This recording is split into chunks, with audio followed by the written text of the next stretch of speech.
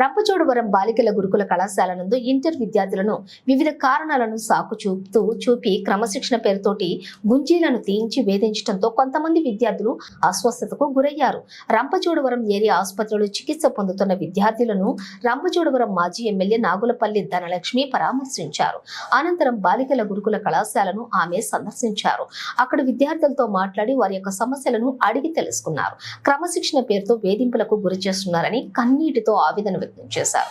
మాజీ ఎమ్మెల్యే రాకతో ITDA PO కట్టా సింహాచలం అక్కడికి చేరుకున్నారు. పీఓతో మాజీ ఎమ్మెల్యే ధనలక్ష్మి మాట్లాడారు. క్రమశిక్షణ పేరుతో వేధింపులకు గురి చేస్తున్నటువంటి వారిపై వెంటనే చర్యలు తీసుకోవాలని తెలియజేశారు. అలాగే విద్యార్థినులకు మెరుగైన వైద్యం కూడా అందించాలని అన్నారు. అలాగే కళాశాలలు బాత్రూమ్స్ వాటర్ సదుపాయం వెంటనే కల్పించాలని తెలియజేశారు. ఇటువంటి సంఘటనలు మరలా పునరావృతం కాకుండా అధికారులు చర్యలు తీసుకోవాలని మాజీ ఎమ్మెల్యే ధనలక్ష్మి కోరారు.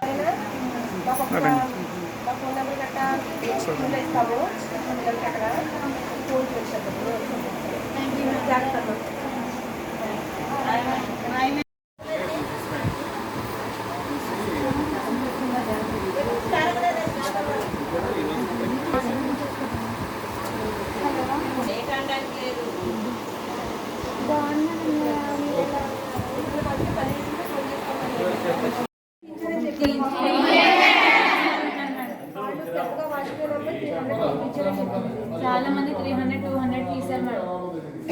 తర్వాత ప్రిన్సిపాల్ గారు పీడీ గారు మాతో పనులు చేయించుకుంటున్నారండి. ఇంట్లో పనులు పట్టు ఉతికించడం, వంటలు తోమించడం, ఇల్లు ఉడిపించడం చేపిస్తున్నారండి. అయినా సరే కొడుతున్నారని చెప్పేసి మీ ఫ్రెండ్స్ అందరూ చెప్పారు. అక్కడ ఉన్న 20 మంది కూడా ఏమో అలాగైనా జరుగుతుందా?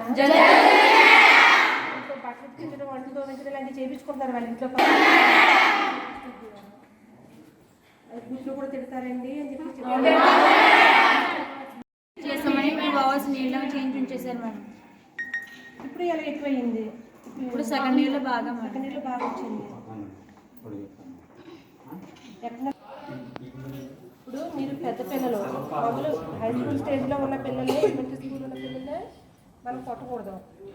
అది పెద్ద పిల్లలకి పనిష్మెంట్ అంటే చాలా సివియర్గా ఉంటుందమ్మా. వాళ్ళకైతే ఏందమ్మా ఏమైంది?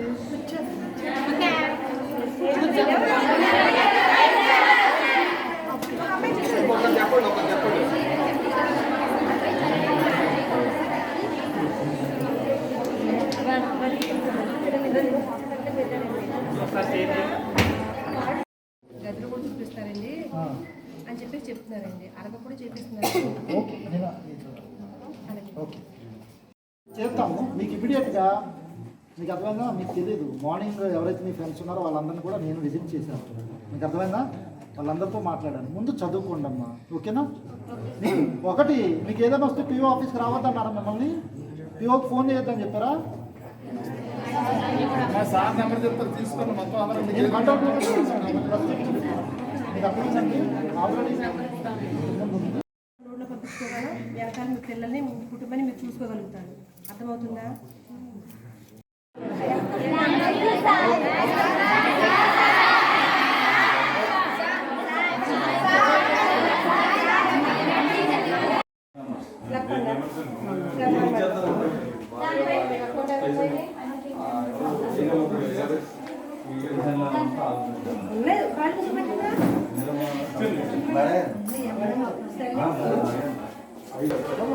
పేర్లైతే తగ్గినాయి.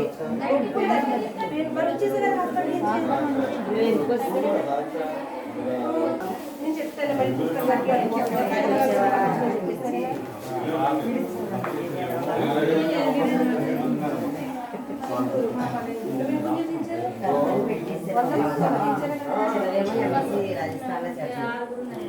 ఊరికి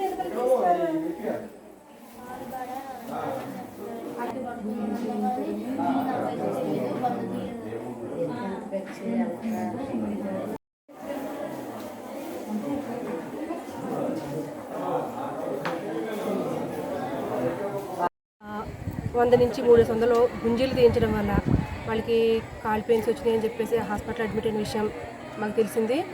వెంటనే మొత్తం మా రంపచోడవరం నియోజకవర్గం వైఎస్ఆర్ పార్టీ నాయకులు, కార్యకర్తలు మేమందరం కూడా వెళ్ళి ముందుగా హాస్పిటల్లో ఉన్నటువంటి విద్యార్థులని పలకరించడం జరిగింది. వాళ్ళంతా కూడా చెప్తూ ఉన్నారు ఏంటంటే క్రమశిక్షణ పేరుతో చిన్న చిన్న విషయాలకి కూడా పిల్లల్ని ఏ రకంగా హింసిస్తున్నారు అనేది, అలాగే ఈ ఎవరైతే పిల్లలు చెప్తా ఉన్నటువంటి ప్రిన్సిపాలు అలాగే పీడీ ఎవరైతే ఉన్నారో వాళ్ళు పిల్లల చేత వాళ్ళ ఇంట్లో సొంత పనులు అంటే బట్టలు ఉతకడం కానివ్వండి, లేకపోతే ఇల్లు ఊడ్చడం కానివ్వండి, లేకపోతే అంట్లతో ఇటువంటి పనులు కూడా మాతో చేయించుకుంటూ ఉన్నారు. ఏదైనా చేయడానికి ఇబ్బంది కలిగించే ఆన్సర్ చెప్పినా కానీ కొడతా ఉన్నారు, పనిష్ చేస్తూ ఉన్నారు అని చెప్పేసి వాళ్ళు చెప్తా ఉన్నారు. ఇది ఎంతవరకు నిజమని చెప్పేసి మేము పిల్లల్ని స్వయంగా చూడడం జరిగింది. నిజంగా ఏంటంటే వాళ్ళు కాళ్ళు అయితే నిజంగా వాచిపోయి ఉన్నాయండి. ముట్టుకుంటే కూడా వాళ్ళు అరుస్తున్నారు అమ్మ అని చెప్పేసి. అలా కొంతమంది పిల్లలు ఇంకా దౌర్భాగ్యం ఏంటంటే వాళ్ళలో సికిల్ సెల్ ఎనిమియా పేషెంట్స్ కూడా ఉన్నారు. వాళ్ళకి ఇచ్చే డైట్లో స్పెషల్ ఫుడ్ అయితే లేదు, కానీ వాళ్ళకి రోజు పిల్లలతో పాటు ఎక్సర్సైజ్ చేయించడం, వాళ్ళు ఏదైనా ఇబ్బందిగా ఉందని చెప్పేసి అంటే వాళ్ళని కొంచెం అన్పార్లమెంటరీ లాంగ్వేజ్లో తిట్టడం, అలాగే వాళ్ళతో కూడా 300 గుంజీలు తీయించడం వల్ల వాళ్ళు కూడా ఈరోజు హాస్పిటల్ అడ్మిట్ అయినటువంటి పరిస్థితులు చెప్తా ఉన్నాము. వాళ్ళు చెప్తా ఉన్నారు గతంలో ఇంకా దారుణంగా ఉండేది కాదండి, ఏదైనా ఉన్నా కొంచెం శక్తి గట్టిగా తప్ప కానీ ఈ మధ్య కాలంలో మొన్న ఈ సమ్మర్ హాలిడేస్ తర్వాత నుంచి కూడా కొంచెం ఎక్కువ టార్చర్ చేస్తూ ఉన్నారు వీళ్ళిద్దరే. మిగతా టీచర్లతో ఒక ప్రాబ్లం ఏమీ లేదని చెప్పేసి కూడా పిల్లలే చెప్తా ఉన్నారు. ఆల్రెడీ ఈ విషయం పీఓ గారితో కూడా మాట్లాడడం జరిగింది. ఆవిడ మీద చర్యలు తీసుకున్నారు. ప్రస్తుతం విధుల నుంచి ఆవిడని తప్పించడం జరిగింది. వైస్ ప్రిన్సిపాల్కి ఎవరైతే ఉన్నారో ఆవిడకి ఛార్జ్ ఇస్తూ ఉన్నారని చెప్పేసి పీఓ గారు కూడా చెప్పడం జరిగింది. ఖచ్చితంగా ఇటువంటి వాళ్ళు మా నియోజకవర్గంలో, మా గిరిజన నియోజకవర్గంలోనే, ఎందుకంటే పిల్లలకి బయటికి వెళ్ళి చదువుకునేది ఉండదు. అటువంటి పిల్లలందరికీ మంచి చదువులు అందించాలనే ఉద్దేశంతో ఏదైతే ఇక్కడ ఇటువంటి ఆశ్రమ స్కూల్స్ లేకపోతే ఇటువంటి ఏపీఆర్ స్కూల్స్ పెట్టి ఇక్కడ పిల్లల భవిష్యత్తు వాళ్ళకి అప్పగిస్తూ ఉంటుంటే అటువంటి టీచర్లు వాళ్ళ ఇంట్లో పనులు చేయించుకోవడం, పిల్లల పట్ల ఎంత అమానుషంగా ప్రవర్తించడం అనేది చాలా తీవ్రమైనటువంటి పరిస్థితి. ఖచ్చితంగా ఆ టీచర్ల పట్ల కానీ ఎవరైతే పిల్లల పట్ల ఇలా ప్రవర్తిస్తూ ఉన్నారో ఆ టీచర్ల పట్ల, ప్రిన్సిపల్ పట్ల చర్యలు తీసుకునే వరకు కూడా దీన్ని మేమైతే వదిలిపెట్టే పరిస్థితి ఉందో. ఎందుకంటే గతంలో ఈరోజు మేము అధికారులు లేకపోవచ్చు, గతంలో మా వైఎస్ఆర్ పార్టీ అధికారంలో ఉన్నప్పుడు ముఖ్యంగా రాష్ట్రం మొత్తం ఈరోజు చెప్పుకుంటూ ఉన్నారు.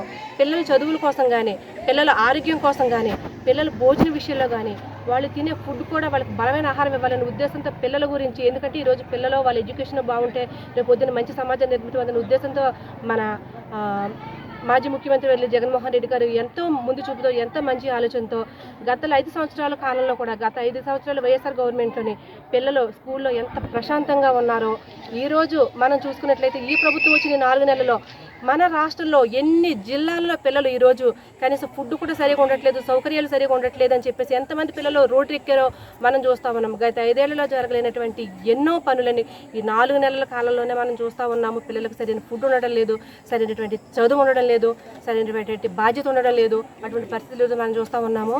ఖచ్చితంగా మన ప్రభుత్వంలో ఏదైతే మన ప్రభుత్వాలు అధికారులు ఉండగా పిల్లలు సేఫ్గా ఉండాలనే ఉద్దేశం చూస్తామని ఈరోజు మేము అధికారులు లేకపోవచ్చు, కానీ పిల్లలకు సంబంధించి కానీ లేకపోతే ఇతర దేనికి సంబంధించి అయినా సరే కానీ అనుచితంగా అమనుష్యంగా ఎవరు ప్రవర్తించినా సరే మేము మా పార్టీ నాయకులు, మా వైఎస్ఆర్ క్యాడర్ అంతా ఎప్పుడు కూడా బాధితులకు ఎప్పుడు కూడా అండగానే ఉంటాము. ఈ విషయం అయితే ఎంతతో వదిలిపెట్టేది లేదు. ఎందుకంటే వీళ్ళందరూ కూడా మా గిరిజన బిడ్డలు.